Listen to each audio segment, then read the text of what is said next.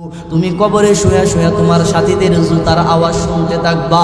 এমন সময় কবরে কেউ নাই, কবরের মধ্যে কেউ নাই। ইন্নাহু লা ইয়াসমাউ কারানি আলাইহিম আতাহুম আলাকাত। ও আমার উম্মত, একা একা কবরে রেখে যখন তোমার সাথীরা বাড়ির দিকে রওনা দিবে, তোমার সাথীরা যখন বাড়ির দিকে রওনা দিবে, আতাহুম আলাকান, দুইজন ফেরেশতা তোমার সামনে উপস্থিত হয়ে যাবে। দুইজন ফেরেশতা উপস্থিত হয়ে তোমারে বলতে থাকবে, মা কুনতা তাকুনু ফি হাযার রাজুল। ও আল্লাহর বান্দা শোনো, আল্লাহর নবী বলেন, আমার চেহারা মুবারক ফেরেশতারা তাদের হাতে উঠায়া তারা বলতে থাকবে, ও আল্লাহর বান্দা শোনো, ওনার সম্পর্কে তোমার ধারণা কি? মায়ার নবী বলেন, উম্মত, যদি ইমানদারের জিন্দেগি না কবরে যাইতে পারো, সাথে সাথে আমার চেহারা মুবারক তোমাদের সামনে তুলে ধরার সাথে সাথে তোমরা বলবা, আশহাদু আল্লা ইলাহা ইল্লাল্লাহ ওয়া আশহাদু আন্না মুহাম্মাদান আবদুহু ওয়া রাসূলুহু। সাথে সাথে তোমরা সাক্ষ্য দিবা যে আল্লাহর প্রেরিত রাসূল উনি মুহাম্মদুর রাসূলুল্লাহ সাল্লাল্লাহু আলাইহি ওয়াসাল্লাম। আল্লাহর নবী বলেন, আমার উম্মতরা যখন সঠিক উত্তরটা দিয়া দিবে, এমন সময় ফেরেশতারা বলবে, ও আল্লাহর বান্দা, উনজুর ইলা মাকাদিকা মিনান নার, ওই দিকে তাকায় দেখো, আমরা তোমাকে প্রশ্ন করার আগে তোমার জন্য জাহান্নামের আগুনটা আমরা রিজার্ভ করে রেখেছিলাম। আমরা মনে করেছিলাম তুমি যদি সঠিক উত্তর না দিতে পারো, তুমি যদি ইমানি জিন্দেগি নিয়ে কবরে না আসতে পারো, ওই জাহান্নামের দিকে তাকায় দেখো কত কঠিন জায়গা তোমার জন্য অপেক্ষা করতেছে। এই মুহূর্তে কদ আবদালাকাল্লাহু মাকাদাম মিনাল জান্নাহ। হে আল্লাহর বান্দা শুনো, দুনিয়াতে রবচাই জিন্দি গঠন করে আসার কারণে, ইমানে জিন্দিগি নিয়ে কবরে আসার কারণে, কদ আবদালাকাল্লাহু মাকাদাম মিনাল জান্নাহ। আল্লাহ রাব্বুল আলামিন তোমার নামটা জাহান্নাম থেকে খাইটা আল্লাহ তোমার নামটারে জান্নাতের খাতার মধ্যে উঠায়া দিয়েছে। মুহতারাম হাজিরিন, তাহলে আসুন, আল্লাহর নবী আমাদেরকে সবক দিয়েছেন কয়টা? চারটা সবক দিয়েছেন। এক নাম্বার কি বলেছেন? উম্মত হিফজু আমানাতিন, আমানতের হেফাজত করবা। জোরে বলেন, আমানতের হেফাজত করতে হবে। সর্বক্ষেত্রে আমানতের হেফাজত করব। মুহতারাম হাজিরিন, আমানতের হেফাজত না করে খেয়ানত করলে এটা মুনাফিকি আলামত তার মধ্যে চলে আসে, ঠিক কিনা? জোরে কোন। এই জন্য আসুন, আল্লাহ নবীও বলেছেন, লা ঈমান লিমান লা আমানাত লাহু, যার মধ্যে আমানতদারি নাই তার ঈমান নাই। বড় কথা বলেছেন। এই জন্য প্রথম সবকটাই দিয়েছেন, উম্মত যত জীবন জীবিত থাকবা তত জীবন আমানতের হেফাজত করবা। এক নম্বর বলেছেন আমানতের হেফাজত। দুই নম্বর বলেছেন ওয়াসিদকু হাদিসিন, ও উম্মত কথা যখন বলবা সত্য কথা বলবা। সুবহানাল্লাহ, জোরে বলেন। উম্মত কথা যখন বলবা সত্য কথা বলবা। তাহলে আসুন, তিন নাম্বার সবকটা কি? তিন নাম্বার সবকের কথা আল্লাহর নবী হাদিসের মধ্যে বলেছেন, ওয়া হুসনু খালিকাতিন, ও উম্মত তোমাদের উত্তম চরিত্র, উত্তম আদর্শ দেখাইবা, যাতে করে তোমাদের উত্তম ব্যবহার, সুন্দর আচরণ দেখা বেদিনরা যেন কালিমা পড়ে মুসলমান হয়ে যায়। আচ্ছা বলেন তো দেখি, আমার আপনার নবীকে সবচাইতে সবার ঊর্ধ্বে চমৎকার সর্বশ্রেষ্ঠ চরিত্রের অধিকারী বানিয়েছেন কিনা? বানিয়েছেন। সর্বশ্রেষ্ঠ চরিত্রের অধিকারী আমার আপনার নবীকে আল্লাহ তাআলা বানিয়েছেন। নবীজির চরিত্র আদর্শ দেখা কাফের বেদিনরা জাগাতে মুসলমান হয়ে গেছেন, ঠিক কিনা? এমন ঘটনা আছে না নাই? আছে। নবীজির নববীতে বসা, ওমর, আবু বকর সবাইকে সাথে নিয়ে বসা। এমন সময় ইহুদির একটা বাচ্চা, সে কি করলো, মসজিদের নববীর কাছে আইসা মসজিদের নববীর ভিতরে দাঁড়ায়া সে প্রস্রাব করতে শুরু করছে। নাউজুবিল্লাহ। খুতবাতে জুলফিকার নামক কিতাবের মধ্যে চমৎকার করে লিখেছেন নবীজির আদর্শ দেখা এই বেদিন কিভাবে কালিমা গ্রহণ করে মুসলমান হয়ে গেছেন। খেয়াল করে দেখেন, যখন প্রস্রাব করতেছে দাঁড়ায় মসজিদের নববীর ভিতরে, তখন উমর বলে, ইয়া রাসূলুল্লাহ, আর ধৈর্য ধরতে পারতেছি না, অনুমতি দেন। মাথাটা গাড় থেকে নামা দেয়। আবু বকর বলে, ইয়া রাসূলুল্লাহ, সহ্য করতে পারতেছি না, এই বেদিনের বাচ্চাটাকে সাইজ করে ফেলি, আপনি অনুমতি দেন। আল্লাহর নবী বলেন, না, একটু সুযোগ দাও, তা প্রস্রাব করে আসুক, তার সাথে আমি নিজে কথা বলবো। সুবহানাল্লাহ, জোরে বলুন।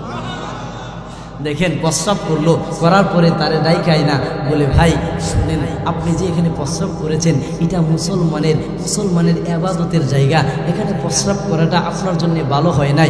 এভাবে সুন্দর করে বুঝায়া কি করলেন, সাহাবীদেরকে অর্ডার করলেন, ও আমার সাহাবীরা, তারে পবিত্র কিছু কাপড়, তারে সুন্দর কাপড় পরায়া দাও এবং সে বাড়ি পর্যন্ত পৌঁছার জন্য একটা উট তার জন্য রিজার্ভ করে দাও। দেখেন প্রস্রাব করছে মসজিদে নববীর ভিতরে, নবীজি তার সুন্দর পোশাক পরাইলেন, একটা উট দিয়া বাড়ি পর্যন্ত যাওয়ার জন্য কি করলেন, সোয়ারির ব্যবস্থা করলেন। এই ইহুদির বাচ্চা কি করলো, নবীজির পুরা আদর্শে এই চমৎকার ব্যবহার দেখে সে উটের উপরে আরোহিত হইয়া বাড়িতে গেলেন। বাড়িতে যায়া সম্প্রদায়ের সকল মানুষকে ডাক দিলেন, এ আমার সম্প্রদায়ের লোকেরা, তোমরা শুধুমাত্র আব্দুল্লাহর বেটা মুহাম্মদের বিরোধিতা করেছ, তাকে বলেছ পাগল বলে তারে গালি দিয়েছ, তারে কবি বলে গালি দিয়েছ, তারে জাদুঘর বলে গালি দিয়েছ, কিন্তু না, এমন এক মহামানবকে আমি দেখলাম, উনি কোনোদিন জাদুঘর হতে পারে না, উনি কোনোদিন কবি হতে পারে না, উনি কোনোদিন জাদুঘর হতে পারে না, কারণ ওনার সামনে মসজিদে নববীর মধ্যে দাঁড়ায় প্রস্রাব করলাম, উনি পারতো আমার মাথাটা গাড় থেকে নামায় দিত, না করে আমার সুন্দর পোশাক পরায় দিয়েছে, আমার উট দিয়েছে বাড়ি পর্যন্ত পৌঁছে যাওয়ার জন্যে। ও আমার সম্প্রদায়ের লোকেরা, আমি তোমাদেরকে বলতেছি, লও উনার কাছে উনার কালেমা পড়ে মুসলমান হয়ে যা। ওই যুবক ওই ইহুদির ছেলের হাত ধরে সম্প্রদায়ের সকল লোকেরা ঈশা মায়া নবীর আদর্শ চরিত্র দেখা কালেমা পড়ে মুসলমান হয়ে গেছে। আমি রবের কাছে যে চাইবো এই মানুষই খুঁজে পায় না। কবি কথাটি বড় সুন্দর করে বলতেছেন, हम तो मायल भी करम है कोई सायल है नहीं, राह दिखलाए मैं किसी राह मंजिल है नहीं, राह दिखलाए मैं किसी राह मंजिल है नहीं, दर्जवानी तौबा करदन शुआए पैगंबरी, दर्जवानी तौबा करदन शुआए पैगंबरी, उक्ते पीरे गिरग जालिम मिशुअद परहज़गारी, उक्ते पीरे गिरग जालिम मिशुअद परहज़गारी। কবি মানুষদেরকে ডাক দিয়ে বলেন, মানুষ শুনো, মুসিবতে পড়ে গেলা, আল্লাহ রাব্বুল আলামিনকে ডাক দাও, দুনিয়ার কোন সৃষ্টিজীবীর কাছে যায় না, সর্বপ্রথম মুসিবতের সম্মুখীন যখন হয়ে যাইবা সাথে সাথে ওই মহান রবকে ডাক দিতে শুরু করো। দুনিয়ার সকল মানুষের দরওয়াজা বন্ধ হয়ে গেল, কিন্তু তুমি যখন ওই আল্লাহর রহমতের দরওয়াজায় টাচ করবা ডাক দিবা, আল্লাহ রাব্বুল আলামিন তোমার দোয়াকে কবুল করার জন্য অপেক্ষায় বসে আছে। ও পৃথিবীর মানুষ শুনো, যখন কোনে মুসিবতে পড়ে তোমার টাকার প্রয়োজন, সম্পদের প্রয়োজন, তোমার রিজিকের প্রয়োজন, তুমি অসুস্থতায় ভুগতেছ, ডাক্তার অধ্যক্ষ সবাই তোমার আশা ছেড়ে দিয়েছে, বড় কঠিন রোগে আক্রান্ত হয়ে গিয়েছো, যেখানে ডাক্তাররা বিল হয়ে গেছে, সেখানে তুমি যখন আমি আল্লাহর কাছে ডাক দিবা, আমি আল্লাহর কাছে কান্না করবা, আমি আল্লাহর কাছে যখন সাহায্য চাইবা, আমি আল্লাহ তো তোমার দোয়া কবুল করার জন্য বসে আছি। আমি তো এমন চানেওয়ালা মানুষ তো খুঁজে পায় না, এই জন্যে কবি বলেন, हम तो मायल बिही करम है, हम तो मायल बिही करम है कोई सायल है नहीं। আরে আমি এমন মানুষদেরকে তো খুঁজি, আমি তো মায়েল হয়ে আছি ওই বান্দাদের জন্যে যারা আমি আল্লাহর কাছে চাইবো, সাহায্য চাইবো। আমি আমার বান্দার চানেওয়ালা, আমার কোনো বান্দা যখন আমি আল্লাহর কাছে ডাক মারবে, আমি আল্লাহকে ডাক দিবে সাহায্য করার জন্যে, আমি তো প্রস্তুত আছি আমার বান্দারে রহমত দেওয়ার জন্যে, করুণা করার জন্যে, দয়া দেওয়ার জন্যে। আমি তো এমন বান্দাদের জন্যে বসে আছি, আমি তো এমন বান্দারে খুঁজে পাই না। हम तो मायल बिही करम है कोई सायल है नहीं, আরে আমি তো ওই বান্দাদেরকে খুঁজতেছি যারা আমি আল্লাহর কাছে চাইবে, কিন্তু এমন বান্দাই তো খুঁজে পাই না। আমি তো বান্দাই খুঁজে পাই না যারা আমি আল্লাহর কাছে চাইবো। যদি আমি আল্লাহর কাছে তারা চায়, আমি আল্লাহ তাদেরকে হেদায়েতের পথ আমি আল্লাহ তাদের জন্যই রেখে দিলাম। মুহতারাম হাজিরিন, এই জন্যে সর্বহালতে প্রশংসা করব, আদায় করব কার? সর্বহালতে সাহায্য চাইব কার কাছে? সব মুসিবতের সময়ে সাহায্য চাইব কার কাছে? আল্লাহর কাছে। কোনো বান্দা যখন আল্লাহর কাছে চাইবে, আল্লাহ অবশ্যই তার দোয়া কবুল করবেন। কোনো মানুষ গুনাহ করতে করতে পাহাড় পরিমাণ যখন গুনাহ করে ফেলে, আল্লাহ বলেন আমার বান্দা যখন চোখের পানি ছেড়ে ছেড়ে আমি রবের কুদরতি পায়ে সাজদা দিয়া কান্না করে, আমার বান্দার চোখের পানি নাকের ডগায় আসতে দেরি হবে, আমার বান্দার তামাম জিন্দেগির গুনাহ ক্ষমা করতে আমি আল্লাহ সেকেন্ড দেরি করব না। মুহতারাম হাজিরিন, তাইলে এই যে একটা মাজমাতে আমরা বসলাম, এই মাজমাতে যখন আমরা মুনাজাতে তওবা করব ইখলাসের সাথে, যে আল্লাহ জীবনে যত অপরাধ করেছি, জীবনে যত গুনাহ করেছি, ও মালিক দুনিয়ার কেউ দেখে নাই, তুমি দেখছো। ও আল্লাহ, এই মজমাতে বসে, কোরআন এবং হাদিসের মজমাতে বসে আমি অপরাধী, তোমার কাছে মাপ চাইতেছি। আজকে এই মজমা থেকে আমি তওবা করতেছি। ও আল্লাহ, তুমি যদি আমারে ক্ষমা করে দাও, দুনিয়ার কোনো মানুষও দেখবে না আমি যা অপরাধ করছি, সব কিছু তুমি জানো। আজকে এই মুহূর্তে তুমি আমারে ক্ষমা করে দাও। কোনো বান্দা যখন এইভাবে বলবে, আচ্ছা বলেন তো দেখি, আল্লাহ যদি তারে ক্ষমা করে দেয়, কাউরে জিজ্ঞাসা করতে হবে? জিজ্ঞাসা করতে হবে না। মুহতারাম হাজিরিন, বনি ইসরাইলের যুগে এক জালেম, এত বড় পাপী, এই সমাজে এর চেয়ে বড় পাপী আর কেউ ছিল না। ওই জালেমের, ওই অপরাধী, ওই পাপিষ্ঠ, ওই আবকারী, এই গুনাহগার এই পরিমাণ গুনাহ করছে যে তার এমন অবস্থা হয়েছে, তার জন্য অতিষ্ঠ হইয়া সমাজের সকল মানুষ একত্রিত হইয়া বলতেছে, এই যুবক এই পরিমাণ গুনাহ করছে, এই পরিমাণ অপরাধ করছে, জুয়া জিনা ব্যভিচার থেকে ধরে এত পরিমাণ গুনাহ করছে, যেইভাবে হোক তাকে সমাজ থেকে তাড়ায় দিতে হবে, না হয় আমাদের তার জন্যে আমাদের উপরে গজব আসতে পারে। এই কথা বইলা তারা পরামর্শ করলেন যে যেভাবে হোক এই যুবকটারে, এই ছেলেটারে এলাকা থেকে তাড়ায় দিতে হবে। মুহতারাম হাজিরিন, খেয়াল করে দেখেন, পাপিষ্ঠ গুনাহগার যত অপরাধী হয় না কেন, আল্লাহর কাছে যখন কোনো বান্দা তওবা করে, আল্লাহ তাআলা তার তওবা কবুল করেন। যত উচ্চ পাহাড় পরিমাণ গুনাহ করুক না কেন, আল্লাহ তারে ক্ষমা করতে পারেন যদি তওবার মতো সে যদি তওবা করে আর বিনয়ের সাথে যদি কান্না করে, অবশ্যই কান্নার বদৌলতে আল্লাহ তারে মাফ করে দিতে পারে। খেয়াল করে দেখেন, সমস্ত মানুষ একত্রিত হয়েছে, যুবকরে এলাকা থেকে বাহির করে দিবে, এলাকা থেকে বাহির করে দিবে। একত্রিত হইয়া যুবকরে বাড়ি থেকে তাড়িয়ে দিয়েছে, পুরা এলাকা থেকে তাড়িয়ে দিয়েছে। যুবক কি করছে, তার মায়ের কাছে গেল।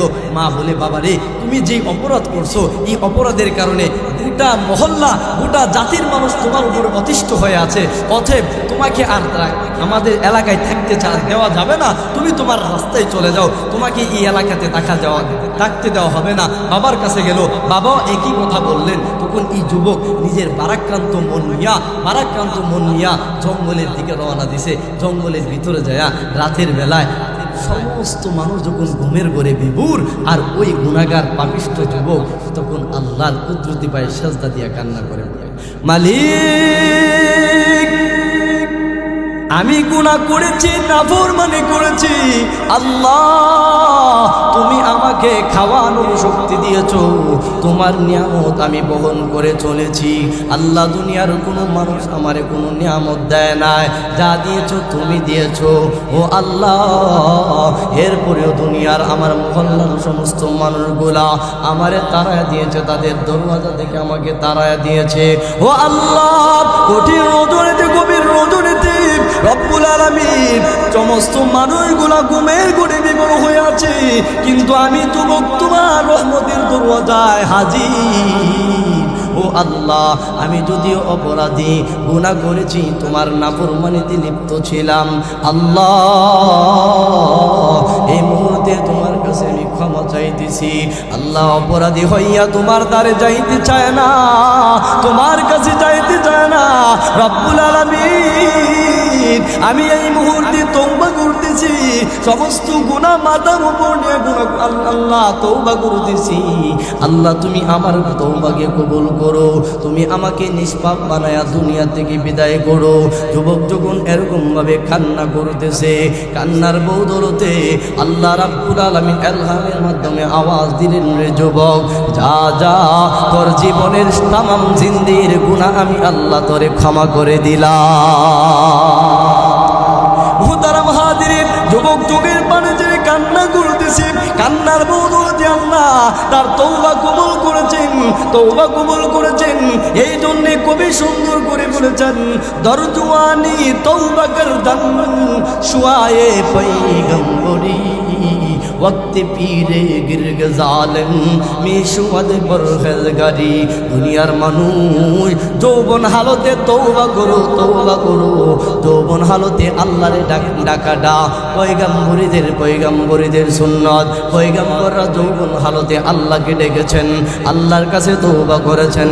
এই জন্য এই যুবক তওবা করতে দেরি হয়েছে, তার তওবা আল্লাহ কবুল করেছেন। কবুল করার সাথে সাথে যুবক দুনিয়া থেকে বিদায় গ্রহণ করেছে। আল্লাহ তাআলা তখন হযরত মুসা আলাইহিস সালাতু ওয়াস সালামকে ওহীর মাধ্যমে জানাইলেন, ও আমার পয়গম্বর মুসা, শোনো, অমুক জঙ্গলে যাও, আমার একজন বন্ধু মৃত্যুবরণ করেছে, তুমি তার জানাজার ব্যবস্থা করো। আর সাথে সাথে এই এলানটা করে দিবা, যেই ব্যক্তি ওই লোকের জানাজায় শরীক হবে, আমি আল্লাহ তাদের পিছনের সমস্ত সগীরা গুনাহ মাফ করে দেব।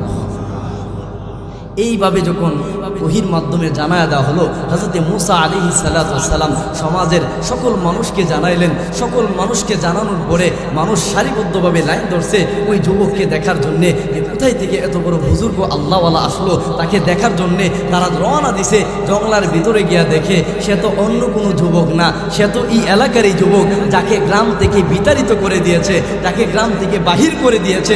এই চেহারা দেখার পরে মুসা আলাইহিস সালাতু ওয়াস সালামের কওমের লোকেরা মুসা আলাইহিস সালাতু ওয়াস সালামকে বলে, ও পয়গম্বর মুসা, তুমি বললা এই বড় আল্লাহওয়ালা, আর এতদিকে আমাদের সমাজের গুনাহগার সেই যুবক, তুমি বলতেছো তার জানাজায় যারা শরীক হবে তাদের গুনাহ আল্লাহ তাআলা ক্ষমা করে দিবেন।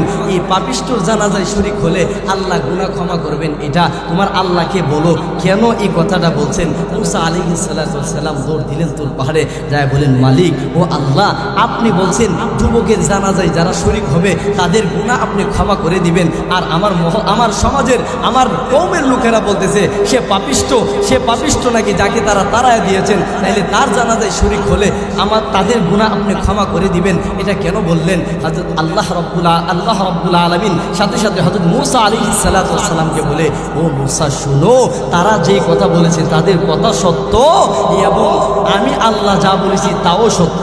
কারণটা হলো ওই যুবক গুনাহগার ছিল, কিন্তু মৃত্যুর আগ মুহূর্তে আমি রবের কাছে তওবা করেছে, কান্না করেছে, এই জন্য তার মুনাজাত আমি কবুল করলাম, তওবা কবুল করলাম। তওবা কবুল করে তার নিষ্পাপ বানায়া আমি আল্লাহ আমার প্রিয় বান্দা হিসাবে বিবেচিত করে নিলাম।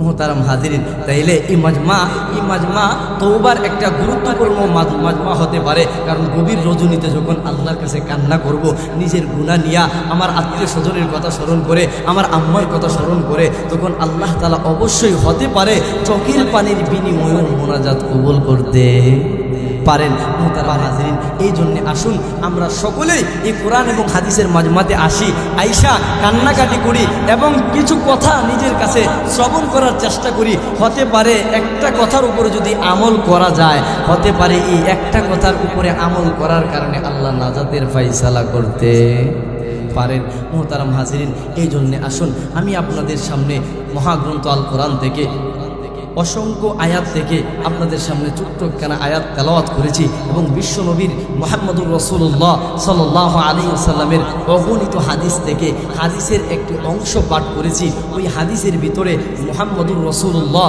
সাল্লাল্লাহু আলাইহি ওয়াসাল্লাম আমরা গুনাহগার উম্মতদেরকে কিছু সবক দিয়েছেন, 4টা সবক দিয়েছেন। কোনো মানুষ যখন এই 4টা সবক গ্রহণ করবা, এই 4টা কথার উপরে আমল করবা, তাহলে আল্লাহ সুবহানাহু ওয়া তাআলা তোমাদেরকে কোনোদিন পথ হারা করবেন না, এবং তোমাদেরকে হেদায়েতের পথে পরিচালিত করার জন্য আল্লাহ নিজে জিম্মাদারি গ্রহণ করবেন। মোহতারাম হাজিরিন, আমার আপনার নবীকে, আমাদের নবীজিকে আল্লাহ তাআলা পাঠিয়েছেন এমন একটা সময়ের ভিতরে, যেই সময়টাতে এমন কোনো গুনাহ ছিল না মানুষ করতো না, এমন কোনো পাপ কাজ ছিল না মানুষ করতো না। এই অন্ধকার সময়টার ভিতরে আল্লাহ সুবহানাহু ওয়া তাআলা প্রিয় নবী মুহাম্মদুর রাসূলুল্লাহ সাল্লাল্লাহু আলাইহি ওয়াসাল্লামকে পাঠিয়েছেন। পাঠায়া উনার আগমনে জগৎ থেকে অন্ধকার দূর করেছেন। উনার আসার আগমনে আল্লাহ তাআলা উনার নূরের আলো দিয়া এই দুনিয়াকে উজালা করেছেন। এই দুনিয়া থেকে যত পাপ কাজ আছে আল্লাহ তাআলা নবীর আগমনে দূরে সরাইয়া দিয়েছেন। ঠিক কিনা জোরে কর। নবীজিকে গুরুত্বপূর্ণ সময়ে আল্লাহ তাআলা দুনিয়াতে পাঠিয়েছেন। আর নবীজি আসার কারণ হলো নবীজিকে আমাদের মুআল্লিম বানিয়ে দিয়েছেন, আমাদের শিক্ষক বানিয়ে দিয়েছেন।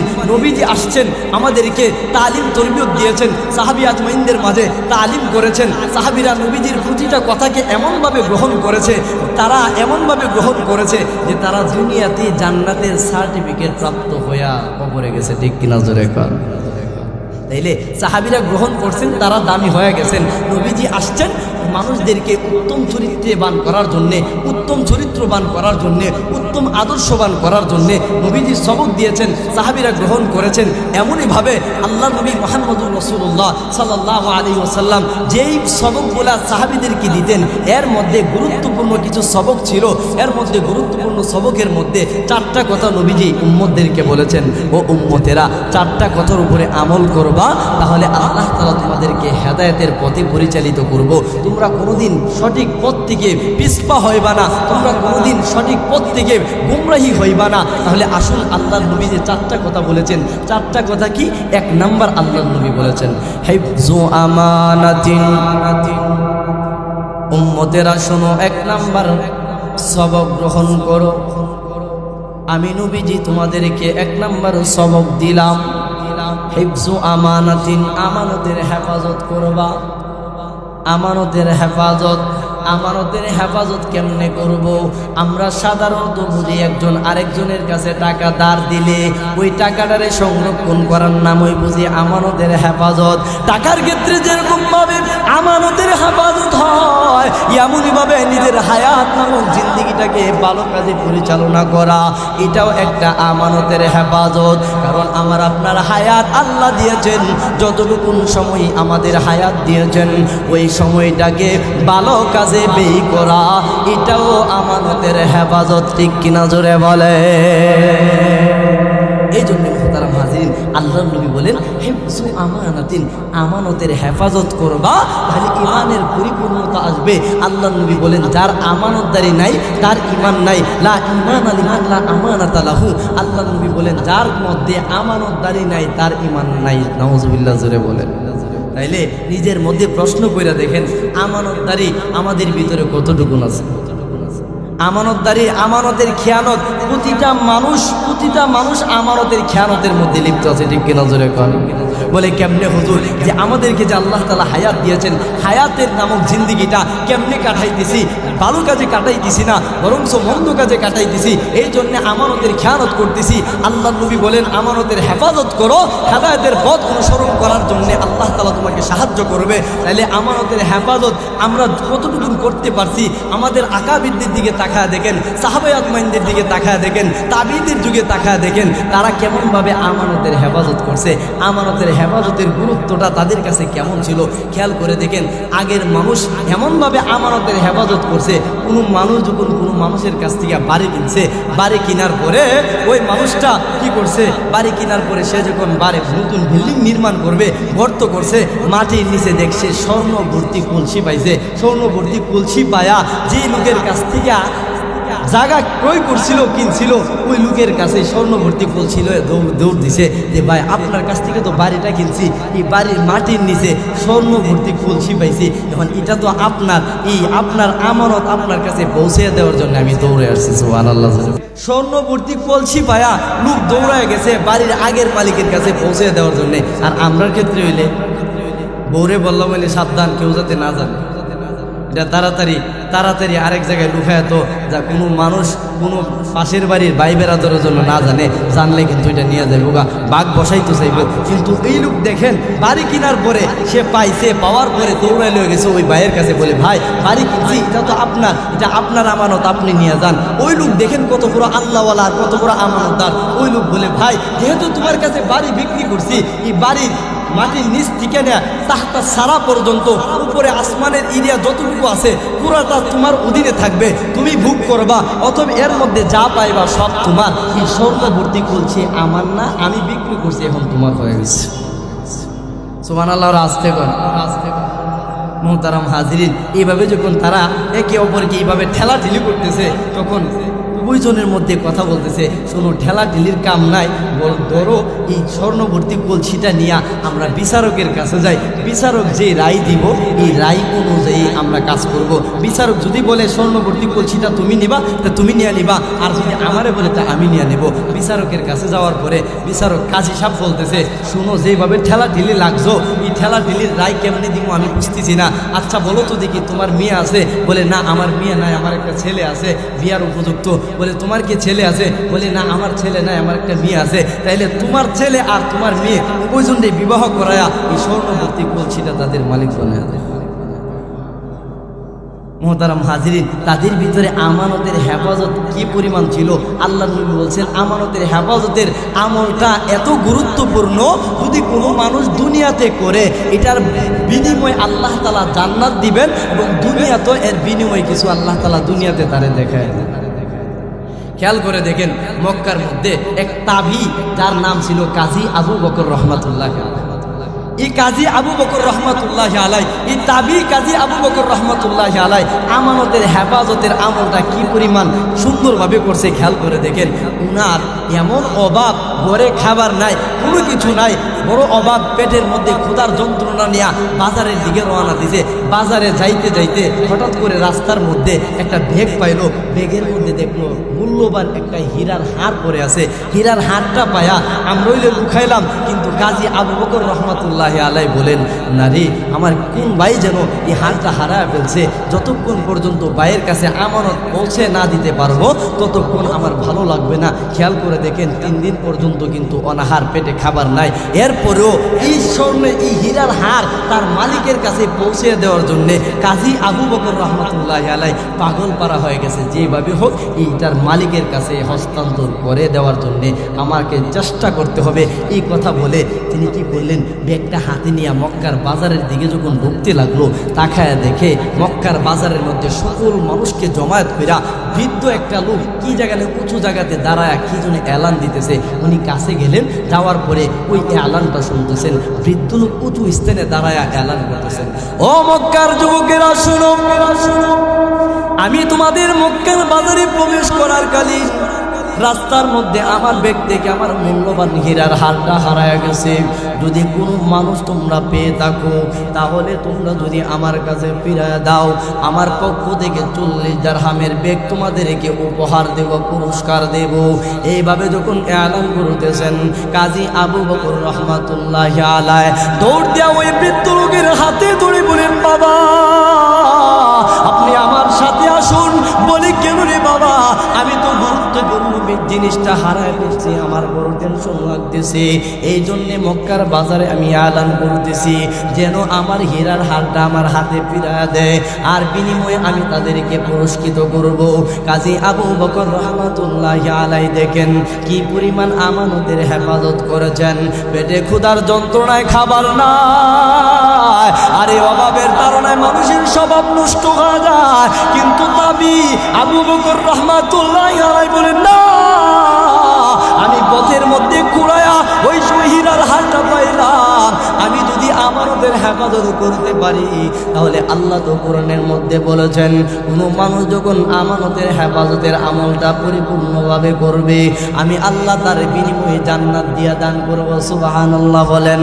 কাজী আবু বকর রহমাতুল্লাহ আলাইহি বলেন, আমি ওই বৃদ্ধ লোকের হাতে ধরে তাকে আমার বাড়ির দিকে নিয়ে গেলাম, আমার ঘরের ভিতরে ঢুকায় বললাম, বাবাজি আপনি কি যেন হারায় ফেলছেন বলছেন? বলে আমার মেয়েটার জন্য একটা হীরার হার কিনেছিলাম, হীরার হারটা ঘটনাক্রমে আমার ব্যাগ থেকে কোথায় যেন পড়ে গেছে, আমি এই জন্য এলান করতেছিলাম। কাজী আবু বকর বলেন, ও পথিক শুনেন, আমি আপনার হীরার হার পেয়েছি। আপনি যদি সঠিক প্রমাণাদি দিতে পারেন, আপনি যদি সঠিক প্রমাণ দিতে পারেন, তাহলে আপনার কাছে হস্তান্তর করব। আমি হীরার হারটা আপনার কাছে আমানত হিসাবে দিয়ে দিব, আমানতের হেফাজত করব। এই কথা বলে যখন বললেন যে আপনার হারের বর্ণনা দেন, বৃদ্ধ লোকটা সুন্দর করে হারের বর্ণনা দেওয়ার পরে বলে, এই নেন আপনার প্রমাণাদি সহ মিলে গেল, আপনার হীরার হার আপনার কাছে আমানতের হেফাজতের আমলটা করে দিলাম। কাজী আবু বকরের পেটে খাবার নাই, ক্ষুধা যন্ত্রণায় চটপট করতেছিল, এরপরেও আমানতের হেফাজত করার জন্যে উনি মালিকের কাছে পৌঁছায়া দিলেন। মালিক বলে, পথিক বলেন, বাবা শুনো, আবু বকর, কাজী আবু বকর শুনো, আমি তো এলান করেছিলাম যারা আমার হাতে ওই হীরার হারটা উঠা দিবে তাদেরকে 40 দিরহামের ব্যাগটা পুরস্কার দেওয়া হবে। আমি আমার কথা অনুযায়ী কাজ করব, এই নাও আমার পক্ষ থেকে পুরস্কারটা তোমার দিলাম। এমনি কাজী আবু বকর রহমাতুল্লাহি আলাইহি বলেন, ও আল্লাহর বান্দা শোনো, আমি এই মুহূর্তে তোমার কাছে হারটা উঠা দিলাম, আমি একটা আমল করলাম। বলে আল্লাহর নবীজি সবক দিয়েছেন, হিফজু আমানাতিন, আমানতের হেফাজত করার একটা আমল, আমি আমানতের হেফাজত করার আমলটা করলাম। অতএব তোমার কাছ থেকে 40 দিরহাম পুরস্কার নিয়া আমার রবের কাছ থেকে বঞ্চিত হতে চায় না।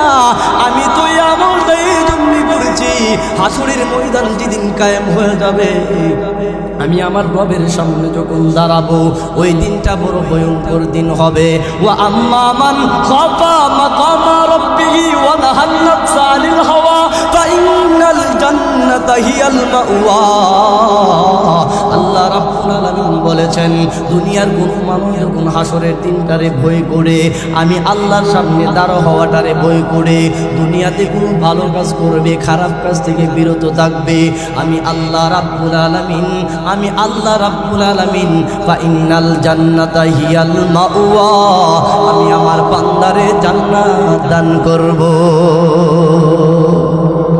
মুহতারাম হাজির, কাজী আবু বকর বলে, ঠিক এই মুহূর্তে আমলটা করলাম, তোমার হাতে হীরার হার উঠাই দিলাম, তোমার 40 দিরহাম পুরস্কার নেওয়ার জন্য না, আমি রবের কাছ থেকে জান্নাত চাই, জান্নাত, এই জন্য আমলটা করেছি। ওই বৃদ্ধ লোকটা বাড়ির দিকে রওনা দিয়েছে, একটু দূর যায় আবার গাড় ঘুরায় ঘুরায় এইভাবে যুবকের দিকে তাকায় আর আল্লাহরকে ডাক দিয়ে বলেন, মালিক, হাদিসের মধ্যে যেই সমস্ত মুমিন বান্দাদের ঘোষণা তুমি দিয়েছো, যাদেরকে তুমি জান্নাত দিবা, আমার মনে হয় এই সমস্ত যুবকদের জন্য তুমি জান্নাত রেখেছো, এই সমস্ত আল্লাহওয়ালা পরহেজগারী যুবকদের জন্যই তুমি জান্নাত রেখেছো। ও আল্লাহ, এমন একটা ছেলে যদি আমার মেয়ের জামাতা হইতো, আমার মেয়েটার যদি এমন একটা আল্লাহওয়ালা যুবকের হাতে উঠায় দিতে পারতাম, আমি কবরে যায় ও শান্তিতে ঘুমাইতে পারতাম। খেয়াল করে দেখেন, ভালো কাজ করলে, আমানতের হেফাজত করলে আখেরাতে যেরকমভাবে জান্নাত দিবে, দুনিয়া তো এর বিনিময় আল্লাহ দিয়ে থাকেন। কাজী আবু বকর রহমাতুল্লাহি আলাইহি মুরব্বির হাতে হীরার হার যখন উঠায়া দিয়েছে, মুরব্বি বাড়ির দিকে রওনা। কিতাবে এসেছেন 12 বছর পর্যন্ত, 12 বছর পরে, প্রায় 1.5 বছর পরে যখন কাজী আবু বকর কি করলেন, নদীপথে ভ্রমণের জন্য নৌকা দিয়া বাহির হইলেন। খেয়াল করে দেখেন, আল্লাহ নবী বলেন, হিফজু আমানাতিন, আমানতের হেফাজত করবা, আল্লাহ হেদায়েতের নূর তোমার মধ্যে দিবে, আমানতের হেফাজত করবা, দুনিয়াতে তোমার জন্য কল্যাণ রেখে দিব, আমানতের হেফাজত করবা, কঠিন কঠিন মুসিবত থেকে তোমার হেফাজত করব। খেয়াল করে দেখেন, কাজী আবু বকর রহমাতুল্লাহি আলাইহি নৌকা দিয়া নদীপথে তিনি ভ্রমণ করবেন। ভ্রমণ নদীপথে যখন সফরে বাইর হয়েছে, আল্লাহর কুদরত বোঝা যায় না, হঠাৎ করে নদীর মধ্যে জ্বরের কবলে পড়ে নৌকা ডুবে সমস্ত সাথীরা মৃত্যুবরণ করেছে। কিন্তু ওই যুবক কাজী আবু বকর রহমাতুল্লাহি আলাইহি আল্লাহ কুদরতিভাবে আল্লাহ রাব্বুল আলামিন ইয়ামনের দ্বীপে নিয়ে ঢেউয়ের মাধ্যমে পৌঁছায়া দিছে। ভালো কাজ করছেন, হেফজু আমানতের হেফাজত করছে। কাজী আবু বকর রহমতুল্লাহ আলাইহি সবাই মৃত্যুবরণ করছে, আর এই যুবককে আল্লাহ তাআলা একবারে ঢেউয়ের মাধ্যমে আল্লাহ তাআলা কি করছেন, ইয়ামনের দ্বীপের মধ্যে নিয়ে উঠায় দিছে। ইয়ামনের দ্বীপের মধ্যে যখন তিনি শোয়া অবস্থায় হঠাৎ করে জ্ঞান আসলেন, জ্ঞান আসার পরে দেখে কি ব্যাপার, সাথীরা সবাই মৃত্যুবরণ করছে আর আমি একা জীবিত আছি। তখন শুকরিয়া তার নামাজ পড়ার জন্যে পাগল পারা হয়ে গেছে। না, যেভাবে হোক রবের কুদরতে সেজদা দিয়া শুকরিয়া আদায় করব, আমার রব আমার এই মৃত্যু থেকে হেফাজত করে নদীর কিনারায় নিয়ে পৌঁছে দিয়েছে। আর আস্তে কোন সুবহানাল্লাহ বললে আপনাদের এখান থেকে পকেট থেকে টাকা লয়ে যায় নাকি? হ্যাঁ, তাইলে সুবহানাল্লাহ বলেন না কেন? সুবহানাল্লাহ বললে কার প্রশংসা করা হয়, কার পবিত্রতা বর্ণনা করা হয়? তাইলে এটা ফজিলত জানার দরকার আছে না নাই? সুবহানাল্লাহ আলহামদুলিল্লাহ কোন মানুষ যখন বলবে, আল্লাহর নবী বলেন আসমান এবং জমিনের যত ফাঁকা জায়গা আছে আল্লাহ নেকি দ্বারা ভরপুর করে দেন। আরেকটা ফজিলত আপনাদেরকে 5 মিনিটের ভিতরে শোনায় আবার আলোচনায় আসবো। খেয়াল করে দেখেন, আল্লাহর নবী বলেন কোনো মানুষ যখন সুবহানাল্লাহ আলহামদুলিল্লাহ আল্লাহু আকবার সর্বহালতে বলবে, আল্লাহ রাব্বুল আলামিন তারে জান্নাতের 2 নম্বর গেটের চাবি দান করে।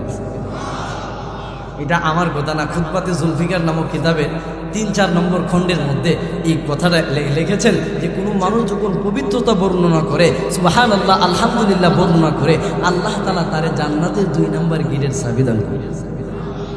বলে এটা আবার কেমনে? প্রথম গেটের কথা না বইলা 2 নম্বর কেন বলছেন? এটারও একটা কারণ আছে। কারণটা জানতে গেলে আমাদেরকে একটু গ্রামের ভিতরে ঢুকতে হইব। আপনাদের কষ্ট হইতেছে নাকি? চলবো আধা ঘন্টা আরো? মোহতারাম হাজিরিন, ধরেন গ্রামের ভিতরে আমরা একটু যাই, কারণ এটা বোঝার জন্যে কেন আল্লাহ তাআলা জান্নাতের 2 নম্বর গেটের কথা বলছেন।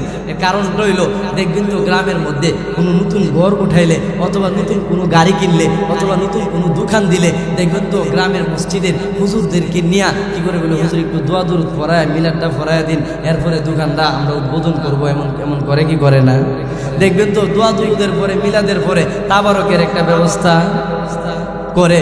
দেখবেন তো তাবারক বিতরণের সময় কিছু মুরব্বী দাদারা আছে, যখন তাদের হাতে একটা জিলাপি দে অথবা একটা মিষ্টি দে, বলে ভাই আরেকটা দে, বাড়িতে নাতি 2টা দিলে একটা, বাড়িতে গেলে তো কাজে লাগবে 2টা। কয় কি কয় না? মোহতারাম হাজিরিন, খেয়াল করবেন, হাসির জন্য বলতেছি না, এই মুরব্বীদের হাতে দেওয়া হয় একবার, তার একটা দিলে বলে আরেকটা দে, বাড়িতে নাতি 2টা আছে। ঠিক এমনইভাবে এই সময় দেখবেন তো পাশে কোনো জমিতে খেলাধুলা করে ফুলাবান, দেখবেন মিষ্টির গ্রাম পাইলে দৌড়ায় শরীরে মাটি চাটি লাগাই আয়া হাত পাতে মিষ্টি নেওয়ার জন্য। পাতে কি পাতে না? পাতে। দেখবেন যে পোলাবানের মধ্যে কিছু উজলা পোলাবান আছে, একটা দিলে হয়তো খা, নাইলে দূরে রাইকা হাত মুছে দিতে পারে, আবার এসে হাত পাতে। পাতে কি পাতে না? একটু খেয়াল করবেন। ঠিক এমনই সময় হযরত ইউসুফ আলাইহিস সালাতু ওয়াস সালামের জমানায় উনি যখন খাদ্যমন্ত্রী হয়েছে, তখন ওনার তৎকালীন সময়ে মানুষদের মাঝে খাবারের বড় অভাব দেখা দিয়েছে, মহামারী দেখা দিয়েছে। তখন ওনার রাজদরবার পক্ষ থেকে খাবারের বিতরণ করবে এমন একটা পরামর্শ হয়েছে। তখন পুরা এলাকায় কি করলেন, এলান করলেন যে রাজদরবার থেকে খাবার দেওয়া হবে। সকল মানুষ লাইনে সারিবদ্ধভাবে দাঁড়াইছে, সকল মানুষকে খাবার একটা একটা করে পুটলা তাদের হাতে উঠায় দিতেছে। এই লাইনের মধ্য দিয়া হঠাৎ করে 8 বছরের একটা ছেলে এই লাইনের মধ্যে হাত পাচ্ছে। হাত পাতার পরে ইউসুফ নবী তার একটা দিছে, দেওয়ার পরে এই পুটলাটা একটু দূরে রেখে দ্বিতীয়বার আবার এসে হাত পাচ্ছে। খেয়াল করেন, আল্লাহ তাআলা জান্নাতের 2 নম্বর গেটের কথা, গেটের চাবির কথা কেন বলছেন? এর কারণটা হলো, এই বাচ্চাটা যখন 8 বছরের ছেলে বাচ্চা দ্বিতীয়বার যখন এসে হাত পাচ্ছে, ইউসুফ নবী বলে, এই বাচ্চা তোরে না একবার দিলাম, আবার আসলি কেন? সবাইরে একটা করে দিতেছি, একবার দিতেছি, দ্বিতীয়বার তো কাউরে দেয় না, তুই আবার দ্বিতীয়বার আসলি কেন? বাচ্চাটা কিছু বলে না। ইউসুফ নবী ছোট মানুষ তো বুঝে না, আরেকটা দিয়ে দেয়। দ্বিতীয়বারও দিল, দ্বিতীয়বারও ওইখানে রাইখা তৃতীয়বার আবার এসে হাত পাচ্ছে। ইউসুফ নবী তারে ধমক মারলো, এ বাচ্চা তোরে 2বার দিলাম, কিচ্ছু বললাম না, তৃতীয়বার আবার আসলে কেন? তোর তো সাহস কম না? বাচ্চাটা তখন বলে, ইউসুফ পয়গম্বর, আপনি 2বার অথবা 3বার দিয়ে আপনি রাগান্বিত হয়ে গেলেন। আপনি যদি আমার চিনতেন, আপনার খাদ্য গোডাউনের সমস্ত চাবিকাঠি আমার হাতে উঠে দিতেন। আর আসতে কোন সুবহানাল্লাহ। ইউসুফ নবী কহে, তোর সাহস কম না? ও আমারও বলতেছে, ওরে চিনি কিনা, এই বিতরণ বন্ধ করো, ওরে আগে চিন্তা বলে, তোর পরিচয় দে। বাচ্চা বলে, পরিচয় যখন নিবেন তাইলে শোনেন, শর্টকাটে আমি বলতেছি। বাচ্চাটা বলে, ও ইউসুফ পয়গম্বর, আপনি আপনার বাবার কাছে সবচেয়ে মহব্বতের ছিলেন। বলে হ্যাঁ তোমার কথা সত্য। আপনারা যখন আপনার বাবা ভালোবাসে, আপনার অন্য 10 ভাইয়েরা হিংসার আগুনে জলে পুড়ে আংরা, তারা ভালো মনে দেখতে পাইতেছিল না, তখন আপনার উপরে হ্যাঁ তারা হিংসা করে আপনারে হত্যা করার জন্য আপনার বাবার কাছ থেকে ছিনিয়ে নিয়ে কুয়ার মধ্যে নিক্ষেপ করছিল। বলে হ্যাঁ তোমার কথা সত্য। তখন কুয়া থেকে একদল বাণিজ্যিক কাফেলা পানি নিতে এসে আপনারে দেখছে, আপনারে উঠায় নিয়ে মিশরের বাজারে বিক্রি করছে। বলে হ্যাঁ তোমার কথা সত্য। ওই ইউসুফ পয়গম্বর এখানেই শেষ না, আপনারে যিনি কিনা নিছে আজিজ মিশর তৎকালীন প্রেসিডেন্ট, ওই প্রেসিডেন্ট কিনা নিয়ে তার বিবি জুলাইকার হাতে উঠায় দিছে। বলে হ্যাঁ তোমার কথা সত্য। ওই ইউসুফ নবী জুলাইকা যখন আপনারে ছোট থেকে বড় করতে ছিল, আপনি যখন প্রাপ্তবয়স্ক উপনীত হয়েছেন, আপনার সৌন্দর্যের উপরে দাবিত হইয়া জুলাইকা তার কামরার ভিতরে ঢুকায়া আপনার সাথে খারাপ কাজ করার জন্য 7টা গিটের মধ্যে তালা লাগাই দিয়েছিল। বলে হ্যাঁ তোমার কথা সত্য। ওই ইউসুফ পয়গম্বর তখন আপনি আল্লাহরে বই করে সোজা দৌড় দিছিলেন, আর গিটের 7টা গিটের তালা কটকট করে খুলে গিয়েছিল। বলে হ্যাঁ তোমার কথা সত্য। ওই ইউসুফ নবী এখানেই শেষ না, আপনি যখন দৌড় দিয়া 7ম গিটের মধ্যে গিয়ে দাঁড়াইলেন, পার্লামেন্ট থেকে আজিজ মিশর গাড়ি থেকে নাইমা আপনার সামনে উপস্থিত হয়েছে। বলে হ্যাঁ তোমার কথা সত্য। তখন জুলাইকা তার স্বামীরে দেখা আপনারই দোষী সাব্যস্ত করার জন্যে জুলাইকা তার স্বামীর কাছে নালিশ করতেছিল। বলে হ্যাঁ তোমার কথা সত্য। ওই ইউসুফ পয়গম্বর আপনাদের এই কথার আওয়াজ শুই না, জুলাইকা এবং আপনাদের এই কথার আওয়াজ শুই না, পাশের বাড়ি থেকে 3 মাসের বাচ্চা কোলে নিয়ে একটা মহিলা আপনার সামনে উপস্থিত হয়েছিল। বলে হ্যাঁ তোমার কথা সত্য। ওই ইউসুফ পয়গম্বর যখন জুলাইকার স্বামী আপনারে দোষী সাব্যস্ত করার জন্যে সে যখন হ্যাঁ চেষ্টা করতেছিল, তখন 3 মাসের ওই মহিলার কুল থেকে 3 মাসের বাচ্চাটা ওই আজিজে মিশরকে ডাক দিয়ে বলছিল, আজিজে মিশর আপনি এইভাবে কথা বলার প্রয়োজন নাই, দেখেন ইউসুফের পোশাকটা পিছন দিক দিয়ে ছিঁড়া না সামনের দিক দিয়ে ছিঁড়া। বলে হ্যাঁ এমন একটা কথা বলছিল। বলে ওই ইউসুফ পয়গম্বর শুনেন, ওই কঠিন মুহূর্তে এমন একটা কার্যকারী কথা ওই 3 মাসের বাচ্চাটার জবান দিয়ে বাহির হয়েছিল, ওই 3 মাসের বাচ্চাটাই আজকে 8 বছরে পরিণত হয়ে আপনার সামনে দাঁড়িয়েছে। হযরত ইউসুফ আলাইহিস সালাতু ওয়াস সালাম সাথে সাথে ওই ছোট ছেলেটার বুকের সাথে জড়া চুম্বন খায়, বলে আমার রাজদরবারের কর্মচারীরা রে, এই ছেলেটা বড় দামি একটা ছেলে, আমার কাছে গুরুত্বপূর্ণ সময়ে আমার পবিত্রতা বর্ণনা করেছিল, আমার পক্ষে সুন্দর কথা বলেছিল। ও আমার রাজদরবারের কর্মচারীরা শোনো, তাকে পর্যাপ্ত পরিমাণ খাবার দাও, আমার চাবিকাঠি ওই বাচ্চার হাতে উঠায়া দাও। আল্লাহ রাব্বুল আলামিন সাথে সাথে হযরত ইউসুফ আলাইহিস সালাতু ওয়াস সালামকে ওহীর মাধ্যমে জানা দিলেন, ও আমার পয়গম্বর ইউসুফ, তুমি তোমার ওই ভাইয়ের উপরে এত বড় সন্তুষ্ট হয়ে গেলা, কারণ তোমার পবিত্রতা বর্ণনা করার কারণে, তোমার পক্ষে কথা বলার কারণে যদি খাদ্য গোডাউনের সমস্ত চাবিকাঠি তারা হাতে দিতে পারো, আমার কোনো বান্দা যখন আমি আল্লাহর পবিত্রতা বর্ণনা করবে, আমি আল্লাহর প্রশংসায় মগ্ন হবে, আমি আল্লাহ ওয়াদা দিলাম আমার বান্দারে জান্নাতের 2 নম্বরে গিটের চাবি তারে দান করব।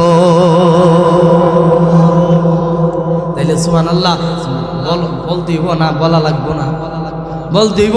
এজন্য আওয়াজ দিবেন না, আসতে বলবেন, আওয়াজ দিবেন। আরে আমরা মুসলমান জাতি, আমাদের আওয়াজের প্রয়োজন। আজকে আমরা মুসলমান কালেমাওয়ালা জিব্বা নিয়ে স্তব্ধ হয়ে বসে আছি, এই জন্য জায়গায় জায়গায় মুসলমানরা নির্যাতিত হচ্ছে, ঠিক কিনা জোরে কর।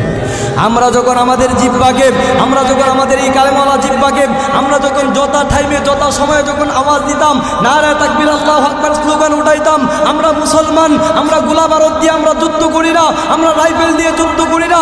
মুসলমানদের একটা হাতিয়ার আছে, সেটা হলো কালেমাওয়ালা জিব্বা।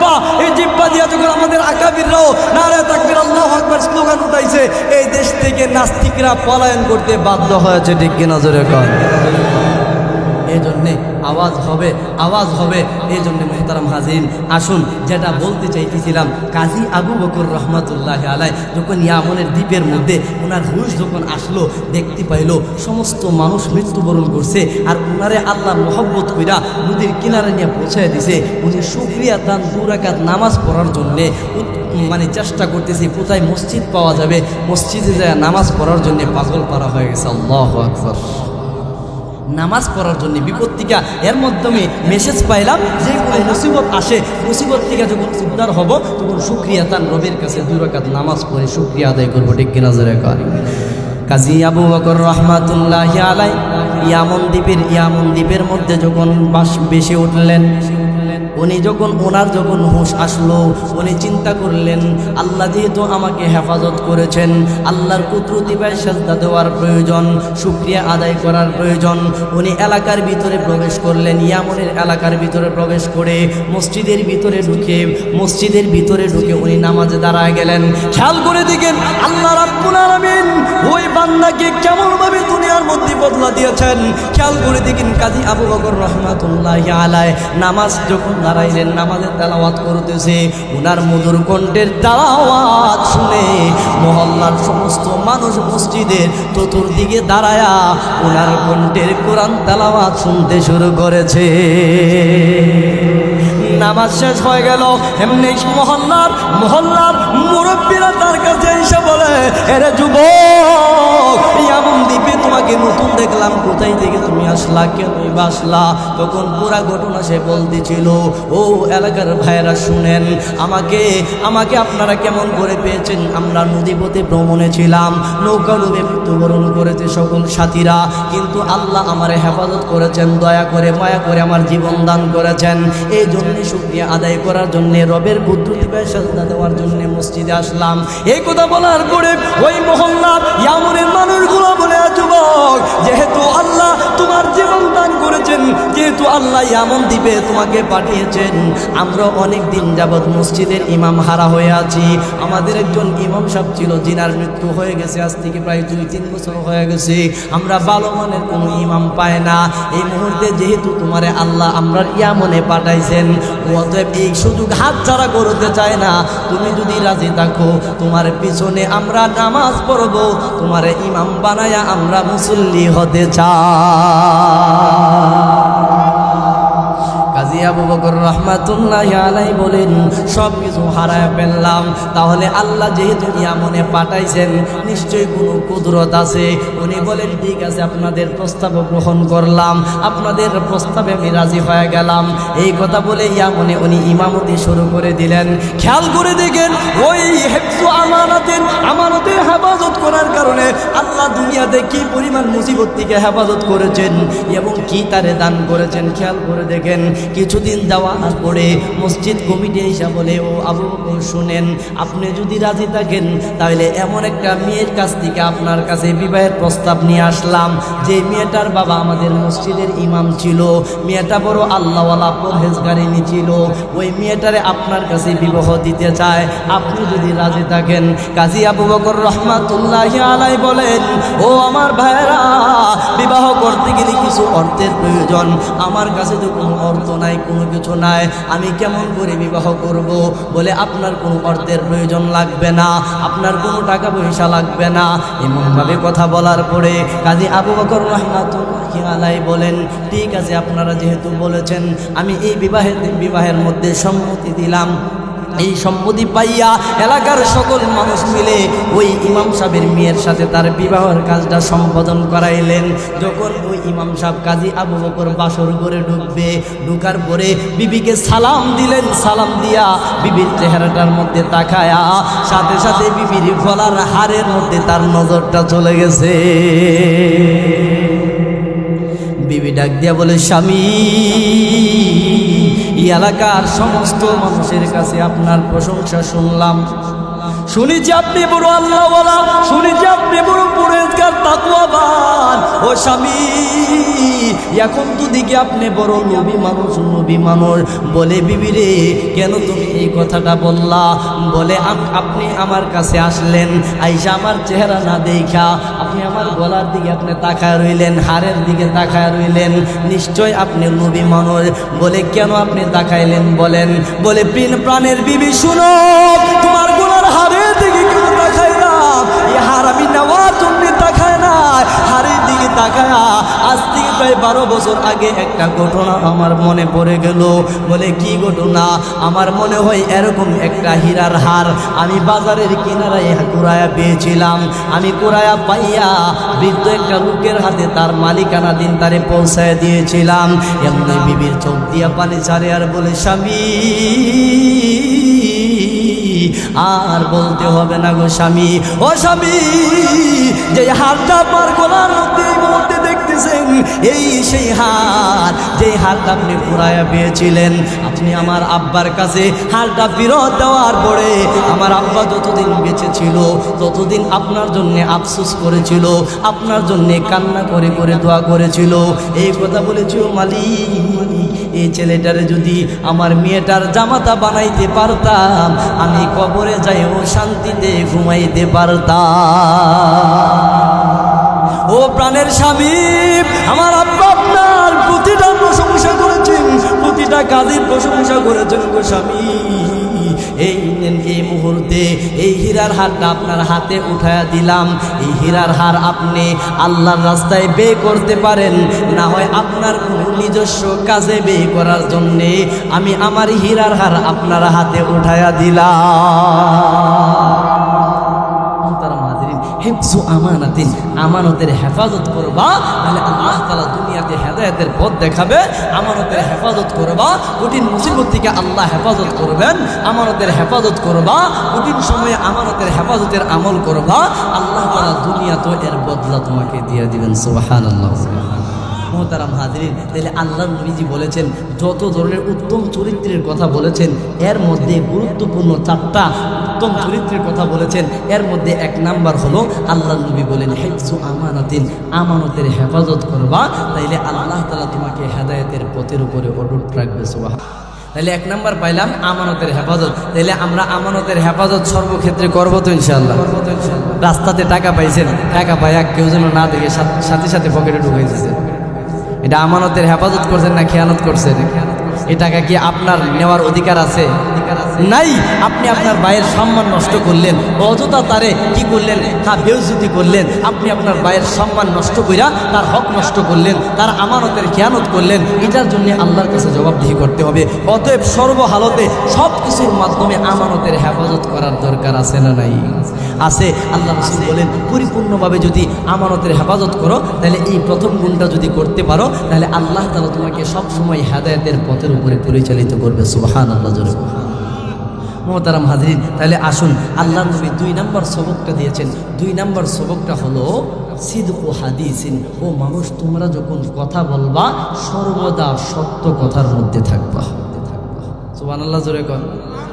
সত্য কথা বলবা। ও সিদকু হাদিসিন, তোমরা যখন কথা বলবা তাহলে সত্য কথা বলবা। তাহলে আসুন তো দেখি, নিজেরে প্রশ্ন করি, আমরা ঘুম থেকে ওঠার পরে আবার রাত্র হওয়ার পরে এই সময়টার ভিতরে ধরেন 500 কথা আমাদের জবান দিয়ে বাইরো, এই 500 কথার ভিতরে মানুষ কয়শো কথা মিথ্যা বলে আর কয়শো কথা সত্য বলে? মিথ্যা, শুধু মিথ্যা আর মিথ্যা। অথচ আল্লাহ নবী বলেন আল কিযবু উম্মুল মাআসি, সমস্ত গুনাহের মা হলো মিথ্যা কথা। নাউযুবিল্লাহ। জোরে বলেন। তাহলে আমরা নিজেরা যদি মিথ্যা কথার মাধ্যমে দিন শুরু করি, তাহলে এই মিথ্যা কথা থেকে হাজারো গুনাহ সৃষ্টি হবে। ঠিক কিনা? জোরে বলেন। এই জন্যে আল্লাহ নবীজি বলেছেন জীবনও যদি যায়, তোমাকে ফাঁসির কাষ্ঠেও যদি জ্বলতে হয়, তোমাকে যদি জেলখানায়ও যেতে হয়, এরপরে সত্যের উপরে অটুট থাকবা, সত্য কথা বলবা। সিদকু হাদিসিন, তুমি যখন সত্যের উপরে অটল থাকবা, সত্য কথা বলবা, তাহলে আল্লাহ তাআলা তুমি দেখতেছো সামনে জেল হাজত আছে, তুমি দেখতেছো সত্য বলার কারণে ফাঁসির কাষ্ঠে ঝুলতে হবে, এমনও হতে পারে সত্য বলার কারণে ওই জেলখানা থেকে, ওই ফাঁসির মঞ্চ থেকে আল্লাহ তোমার হেফাজত করে মুক্ত করে দিতে পারে। এর জ্বলন্ত প্রমাণ হিন্দুস্তানে ইয়াহিয়া কান্দলবী রহমাতুল্লাহ আলাইহি চমৎকার করে কথাটা বলেছেন। হিন্দুস্তানে 2 পক্ষ একটা জায়গা নিয়ে বেরোচ্ছে। মুসলমানরা বলে এই জায়গায় আমরা মসজিদ করব, হিন্দুরা বলে এই জায়গাতে আমরা মন্দির করব। এইভাবে যখন ওনারা কথা বলতেছে, এইভাবে কথা বলার পরে তাদের মধ্যে প্রায়ই ঝগড়া লেগে থাকে। হিন্দুদের ক্ষমতা আসলে এখানে মন্দিরের সাইনবোর্ড লাগায় দেয়, মুসলমানদের ক্ষমতা আসলে এখানে মসজিদের সাইনবোর্ড লাগায় দেয়। এভাবে যখন ঝগড়া চলে, তখন তাদের মধ্য দিয়ে কিছু বুদ্ধিমান লোক বলতেছে, না রে, এভাবে ঠেলাঠেলি করে লাভ নাই, চলো এটার একটু ফাইসালা করতে হবে। এই কথাগুলা নিয়ে আমরা আদালতে যাব, আদালত থেকে যারে ফাইসালা দিব সেই নিয়ে যাইব, অথবা এটা নিয়ে আর ঝগড়ার প্রয়োজন নাই। খেয়াল করবেন, সিদকু হাদিসিন, মানুষ যখন সত্য কথা বলে, বাহ্যিকভাবে সে যদি দেখে বিপদে পড়তেছে সত্য কথা বলার কারণে, কিন্তু মূলত এই বিপদ থেকে আল্লাহ তারে হেফাজত করে দেবেন। ইয়াহিয়া কান্দলবী রহমাতুল্লাহ আলাইহির যুগে মানুষরা যখন দুই পক্ষ যখন সংঘর্ষ, তখন দুই পক্ষ মিলে আদালতে গেছে, কাজী সাহেবরে বলতেছে যে কাজী মহোদয়, আমরা এই জায়গাটা নিয়ে, হিন্দুরা বলে এটা হিন্দুদের দখলে থাকবে, আমরা মুসলমানরা বলে মুসলমানের দখলে থাকবে, মসজিদ করা হবে, হিন্দুরা বলে মন্দির বানানো হবে, এখন এটার একটা রায় দিয়ে দিন, আপনি যা বলবেন এটার উপরে আমরা মানবো, তাদেরকে এই জায়গাটা দিয়ে দিব। তখন ওই বিচারক বলতেছে, দেখো এই জায়গার যেহেতু কাগজপত্র নাই, এটা যেহেতু খাস জমি, এই খাস জমিটা তোমাদেরকে কিভাবে রায় দিব, একটা সহজ পদ্ধতি অবলম্বন করো, তোমরা এলাকাতে যাও, যায় এলাকার মধ্যে দেখবা সবচাইতে প্রবীণ মুরব্বী যদি কেউ থাকে, ওনার জবান থেকে কথাটা শুনবো, উনি যে কথাটা বলবে এই কথার উপরে আমি বিচারক রায় দিয়ে দিচ্ছি। তখন উভয় পক্ষ মিলে এলাকার মধ্যে খুঁজতেছে এমন প্রবীণ মুরব্বী কাকে করা যায়। তখন তারা চিন্তা ফিকির করে ভাবলো যে প্রবীণ মুরব্বী থাকলে তো শুধুমাত্র ইয়াহিয়া কান্দুলবি রহমতুল্লাহি আলাইহি সুবহানাল্লাহ জোরে পড়ো। তখন হিন্দুরা বলে তারে যে দিবা, জজের কাছে যায় যদি সে মুসলমানের পক্ষে কথা বলে তাহলে তো আমরা বিচারে হেরে যাব। মুসলমানরা তো খুশি যে ইয়াহিয়া কান্দুলবি যদি যায় তাহলে তো আমরা নিশ্চিত মসজিদের জন্য জায়গা পেয়ে যাব। এই কথা চিন্তা ফিকির করে তখন ইয়াহিয়া কান্দুলবিকে বললেন যে আপনাকে কাজী সাহেবের কাছে যাইতে হবে, আপনি যা বলবেন সেটার উপরে তিনি রায় দিবেন। এই কথা অনুযায়ী ইয়াহিয়া কান্দুলবি রহমতুল্লাহি আলাইহি উনি যখন কাজী সাহেবের কাছে গেলেন, কাজী সাহেব বলতেছে, ও ভাই আপনাকে প্রশ্ন করতে চাই, আচ্ছা বলেন তো দেখি, আপনি বুঝার পর থেকে এই জায়গার মধ্যে কারা প্রথম বুক করে চলছে, এটা শুধু আপনি আমার বলে দেন। ইয়াহিয়া কান্দুলবি বলে, এখন যদি মিথ্যা কথা বলি মুসলমানরা পেয়ে যাবে, আর আমি যদি সত্য বলি তাহলে মুসলমানরা বিচারে হেরে যাবে, অতএব কোনটা করা যায়? ইয়াহিয়া কান্দুলবি বলেন, আমার মুসলমান জাতি যদি এখানে বিচারে হেরেও যায়, জীবনও যদি চলে যায়, এরপরও সত্য বলবো, সত্য বললে মুসলমানরা হেরে গেল, এতে আমার কোনো সমস্যা নাই। এই কথা বলে ইয়াহিয়া কান্দুলবি ডাক দিলেন, ও কাজী সাহেব শুনেন, আমার জন্মের পর থেকে, আমার পূজার পর থেকে আমি দেখেছি এই জায়গাটা হিন্দুরা দখল করেছে, হিন্দুদের দখলে ছিল, হিন্দুরা এখানে মন্দিরের কাজে ব্যবহার করেছে। যেই মুহূর্তে ইয়াহিয়া কান্দুলবি হিন্দুদের পক্ষে সত্য কথাটা বলে দিলেন, মুসলমানরা বড় রাগান্বিত হয়ে গালিগালাজ করতেছে, আহারে মুসলমান হয়া কেমনে তুমি হিন্দুদের পক্ষে রায় দিলা, মুসলমান হয়া তুমি কেমনে হিন্দুদের পক্ষে কথা বললা, তুমি কি বলতে পারলা না মুসলমানের পক্ষে কথা বলতে পারলা না? হিন্দুরা বলে, এ সম্প্রদায়ের লোকেরা, বলছিলাম তো ইয়াহিয়া কান্দুলবি এমন একজন সত্যবাদী, সে যদিও ঠগে যায় এরপরও মিথ্যার আশ্রয় গ্রহণ করবে না, তাকায় দেখো সত্য কথা তিনি বলেছেন। হিন্দুরা খুশি হয়ে বাড়িতে চলে গেলেন, ইয়াহিয়া কান্দুলবি বাড়িতে চলে গেলেন। মুসলমানরা ইয়াহিয়া কান্দুলবির প্রতি রাগ গুসা নিয়ে বাড়িতে গেলেন। তিনি যখন রাতের বেলা তাহাজ্জুদের নামাজ পড়ে যখন মুনাজাতের মধ্যে হাত উঠাইলেন, মুনাজাতের মধ্যে তিনি জুতার আওয়াজ শুনতে পাইতেছে। তড়িঘড়ি করে মুনাজাত শেষ করে উনি মনে করতেছেন, মনে হয় মুসলমানদের বিরুদ্ধে বিচার গেছে, তারা বিচারে হেরে গেছে, মনে হয় তারা আমার বাড়িঘর ভাঙ্গার জন্য চলে আসছে। উনি জানালা খুলে দেখে মুসলমানরা না, এখানে দি সকল হিন্দুরা জমায়েত হয়েছে। দরজা খুলে বলে, হিন্দু সম্প্রদায়রা তোমাদের পক্ষে তো কথা বললাম, তোমাদেরকে তো জায়গার মালিক বানা দিলাম, এত রাত্রে, রাত্র 3টা বাজে, এত রাত্রে কেন আমার বাড়িতে তোমরা চলে আসলা? বলে, ও ইয়াহিয়া কান্দুলবি, তোমার কাছে আমরা এই জন্য এসেছি, তুমি জানতা তোমার কথাটার মাধ্যমে মুসলমান জাতি বিচারের মধ্যে হেরে যাবে, আমরা হিন্দু সম্প্রদায় জিতে যাব, এরপরেও তুমি এই দিকে চিন্তা না করে তুমি সত্য কথাটা তুমি জবান দিয়ে বাহির করে দিলা। ইয়াহিয়া কান্দুলবি শুনো, যেই ধর্মের মধ্যে নিজের ক্ষতিটা সামনে দেখার পরেও এরপরেও সত্যের উপরে অবিচল থাকে, সত্য কথা বলে, এই ধর্মটা নিঃসন্দেহে সত্য ধর্ম হবে। যিনি এই কথা শিক্ষা দিয়েছেন তিনি নিশ্চয়ই মহামানব হবে। অতএব আমরা আর দেরি করতে চাই না, আমরা সকল হিন্দুরা তোমার দরবারে আসলাম, তোমার ধর্মের কালেমা পড়ে আমাদেরকে মুসলমান বানায়া দাও। সিদুকু হাদিসিন, আল্লাহ নবী বলেন, উম্মত, আরে আমার উম্মতের দল শুনো, দুনিয়াতে যদি হেদায়েতের নূর পাইতে চাও তাহলে সর্বদা সত্য কথার উপরে থাকবা। যদিও তোমাকে জেল হাজতে যেতে হয়, যদিও তোমাকে ফাঁসির মঞ্চে যাইতে হয়, এরপরে সত্যের পত্রিকা পিছপা হইবা না। যেই মুহূর্তে ইয়াহিয়া কান্দুল নবী কি করলেন, হিন্দুদেরকে জিতায়া দিলেন একটা কথার মাধ্যমে। মুসলমানরা হেরে গেল বিচারের মধ্যে, হিন্দুরা জিতে গেল। তাকায় দেখেন এই সত্য বলার কারণে গোটা সম্প্রদায় হিন্দু তার ধর্মে কালেমা পড়ে ইয়াহিয়া কান্দুল নবীর হাতে মুসলমান হয়ে গেছে। ইয়াহিয়া কান্দুল নবীরে ডাক দিয়ে বলে, এ ইয়াহিয়া কান্দুল নবী শুনেন, মুসলমান বানায় এই মুহূর্তে আমরা চাই আজকে ফজরের নামাজ ওই জায়গাতে মসজিদ বানায়া ওই জায়গাতে আমরা পড়ব। তুমি আমাদের ইমাম হইবা। যে জায়গাতে মন্দির হওয়ার কথা ছিল ওই জায়গাতে মন্দির হবে না, ওই জায়গাতে মসজিদ বানায়া তোমার পিছে বাকি জীবনটা নামাজ পড়ে যাইতে সিদকু হাদিসিন, সত্য কথা বলবা, মিথ্যা কথা বলবা না। আল্লাহর নবী বলেন সত্য বলতে যায় যদি জীবনও চলে যায় এরপরও সত্যের পথ থেকে বিচলিত হইবা না, পিছপা হইবা না। খেয়াল করে দেখেন ইয়াহিয়া কান্দুল নবী একটা সত্য কথার মাধ্যমে আল্লাহ তাআলা শত শত মানুষকে ঈমান নসিব করায়া দিয়েছে। ঈমানদারের দাম আছে না নাই? জোরে বলেন আছে। এই জন্য আল্লাহ নবী বলেন ইমানি জিন্দিগি গঠন করার দরকার আছে।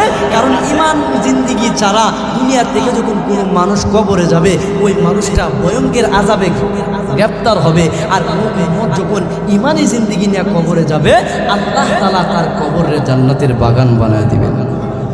এটা আমার কথা না, আল্লাহর নবী হাদিসের মধ্যে বলেন আল্লাহ আবুদু ইজা ওয়াজিয়া ফি কবরিহি ওয়া তাওয়াল্লা আনহু আসহাবুহু ইন্নাহু লা ইয়াসমাউ করানি আলাইহিম আতাহু মালাকান ফায়ুকঈদানিহি মা কুনতা তাকুলু বি হাযা রাজুলি মুহাম্মাদিন।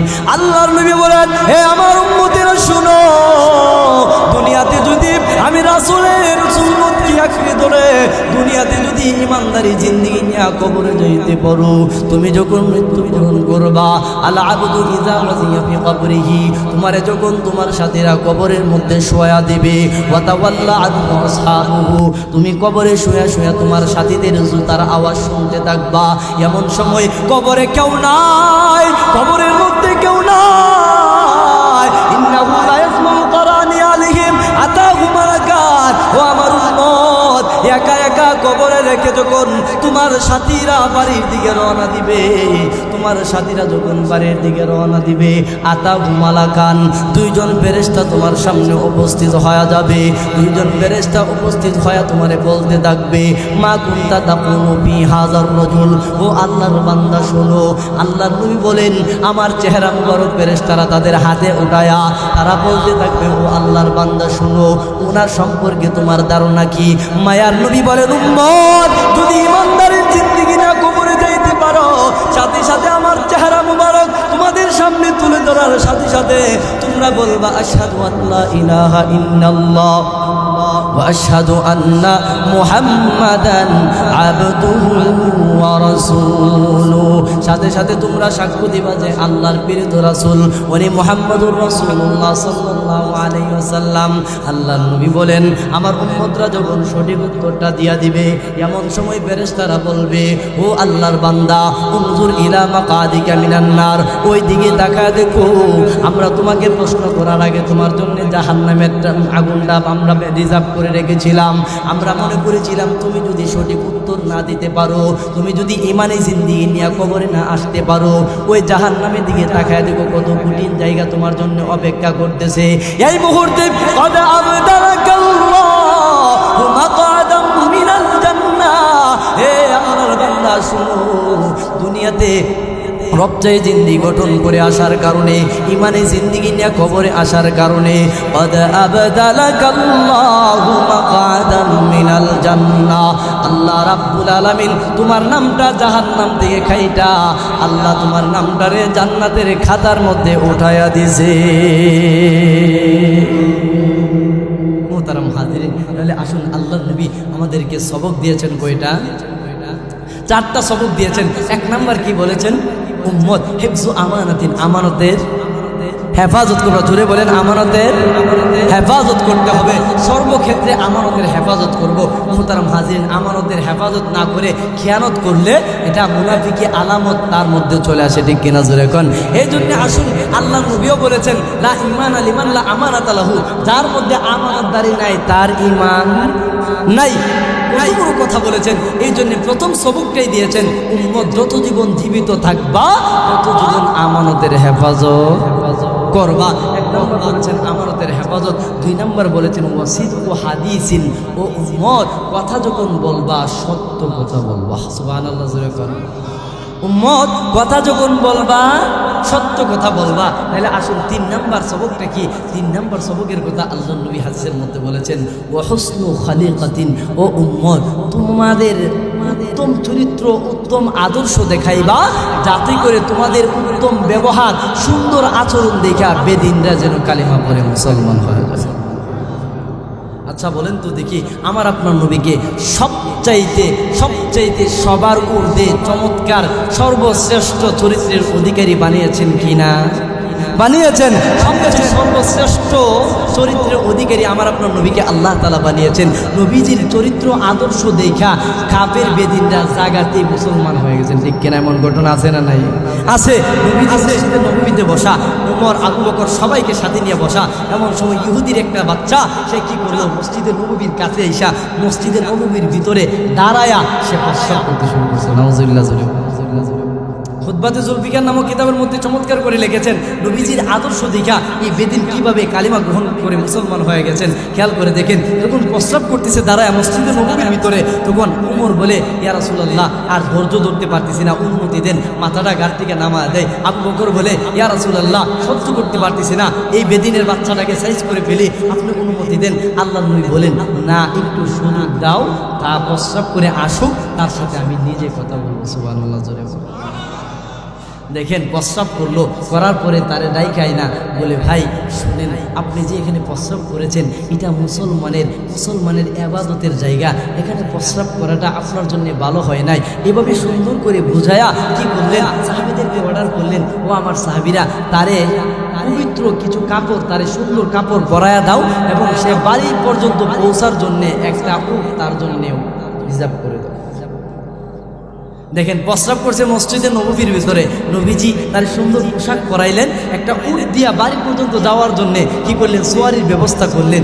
এই ইহুদির বাচ্চা কি করলো, নবীজির পুরা আদর্শে এই চমৎকার ব্যবহার দেখে সে উটের উপরে আরোহিত হইয়া বাড়িতে গেলেন। বাড়িতে যায়া সম্প্রদায়ের সকল মানুষকে ডাক দিলেন, হে আমার সম্প্রদায়ের লোকেরা, তোমরা শুধুমাত্র আব্দুল্লাহর বেটা মুহাম্মদের বিরোধিতা করেছো, তাকে বলেছো পাগল বলে তারে গালি দিয়েছো, তারে কবি বলে গালি দিয়েছো, তারে জাদুঘর বলে গালি দিয়েছো, কিন্তু না, এমন এক মহামানবকে আমি দেখলাম, উনি কোনোদিন জাদুঘর হতে পারে না, উনি কোনোদিন কবি হতে পারে না, উনি কোনোদিন জাদুঘর হতে পারে না, কারণ উনার সামনে মসজিদে নববীর মধ্যে দাঁড়ায় প্রস্রাব করলাম, উনি পারত আমার মাথাটা গাড় থেকে নামায় দিত, না করে আমার সুন্দর পোশাক পরায় দিয়েছে, আমার উট দিয়েছে বাড়ি পর্যন্ত পৌঁছে দেওয়ার জন্যে।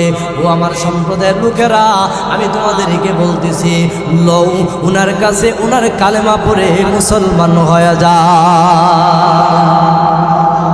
ওই যুবক ওই ইহুদির ছেলের হাত ধরে সম্প্রদায়ের সকল লোকেরা ঈশা মায়া নবীর আদর্শ চরিত্র দেখা কালেমা পড়ে মুসলমান হয়ে গেছে। খেয়াল করে দেখেন নবীজির আদর্শ কেমন ছিল, নবীজির সাহাবীদের আদর্শ কেমন। এই জন্য নবীজি বলেছেন ওয়াহসনু খালিকাতিন, তোমরা উত্তম আদর্শবান হইবা, উত্তম চরিত্রওয়ালা হইবা, যাতে করে বেদিনরা দেখা মুসলমান হয়ে যায়। হযরত ওমর রাদিয়াল্লাহু তাআলা আনহুর জমানায় উনি যখন রাতের বেলা বাইর হইছেন, উনি যখন প্রজাদের খবর নিবেন, তাকায় দেখে এক যুবক মদ পান করে মাতাল অবস্থায় হাঁটতেছে। ওমর রাদিয়াল্লাহু তাআলা এই দৃশ্য দেখা যুবকের হাত ধরে বলে তারে গ্রেফতার করো। এই যুবক তুমি কোথায় থেকে আসলা? বলে আমি পারস্যের সম্রাটের ছেলে। বলে তুমি এখানে মদ পান করতেছো, তোমাকে গ্রেফতার করা হলো।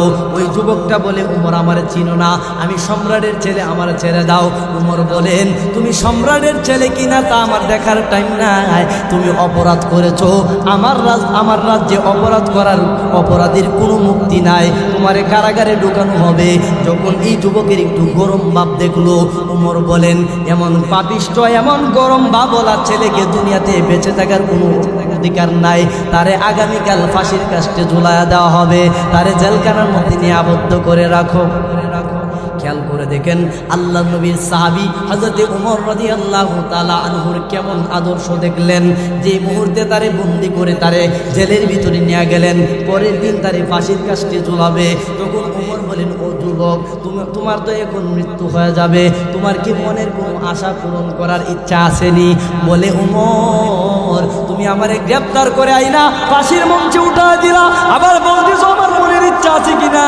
না না, তোমার কাছে আমার মনের কোনো ইচ্ছা বলার প্রয়োজন নাই। বলে তুমি যদি পারো তাহলে আমার ছোট্ট একটা ইচ্ছা পূরণ করো, আমার এক গ্লাস পানি দাও, আমি এক গ্লাস পানি পান করতে চাই মরণের আগে।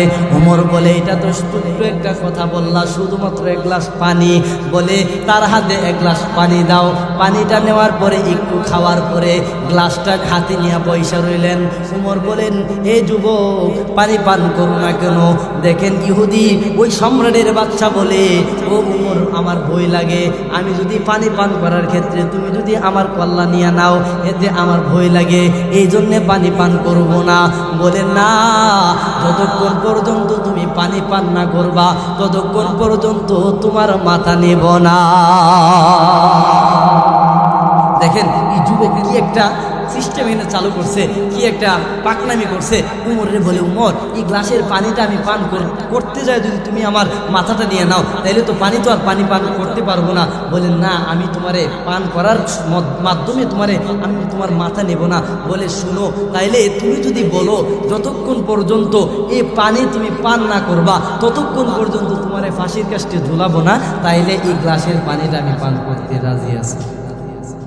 খেয়াল করে দেখিনি কথা যখন বলছে, উমর বলে আচ্ছা ঠিক আছে, এই পানি যতক্ষণ পর্যন্ত পানি পান না করবা ততক্ষণ পর্যন্ত তোমার ফাঁসির কার্যক্রম হবে না। এই কথা বলার সাথে সাথে এই যুবকটা পানি পান না করে সাথে সাথে গ্লাসটা উল্টায় জমিনের মধ্যে পানিটা ছেড়ে দিছে।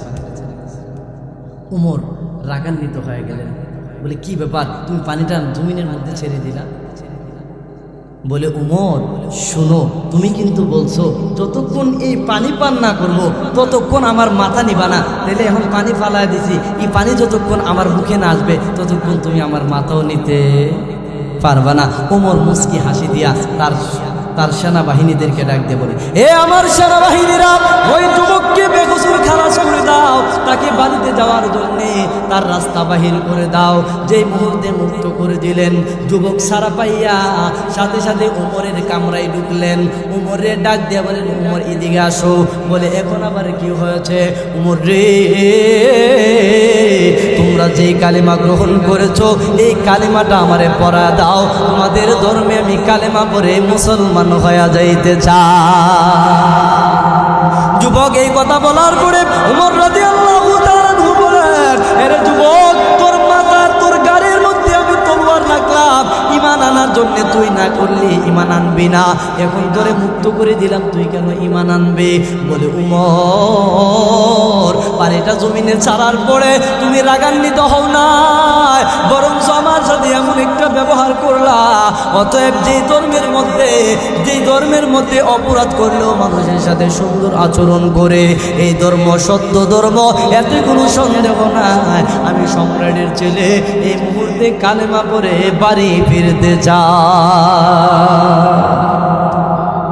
আল্লাহ নবীজির আদর্শ দেখা কাফেররা মুসলমান হয়েছে, সাহাবীদের আদর্শ দেখা বেদিনরা মুসলমান হয়েছে, আর আমরার আদর্শ দেখা অন্য ধর্মের লোকেরা বলে আফসোস, মুসলমান হওয়ার পরে এরকম জঘন্যতম ব্যবহার আর চরিত্র হতে পারে, ঠিক কিনা জোরে কর।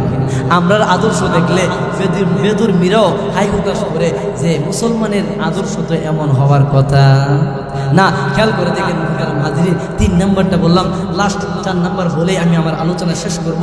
4 নাম্বার আল্লাহ রাসূল বলেছেন ওয়াইফাতু ফি তুরমাতিন, ও মানুষ 4 নাম্বার সবকটা গ্রহণ করবা, তোমরা যখন খাবার খাইবা হালাল খাবার খাইবা, হারাম খাবার থেকে বেঁচে থাকবা, তখন তোমরা মুস্তাজাবুদ দাওয়া হয়ে যাইবা, অর্থাৎ যখনই দোয়া করবা আল্লাহ তোমার দোয়াকে কবুল করে নেবেন।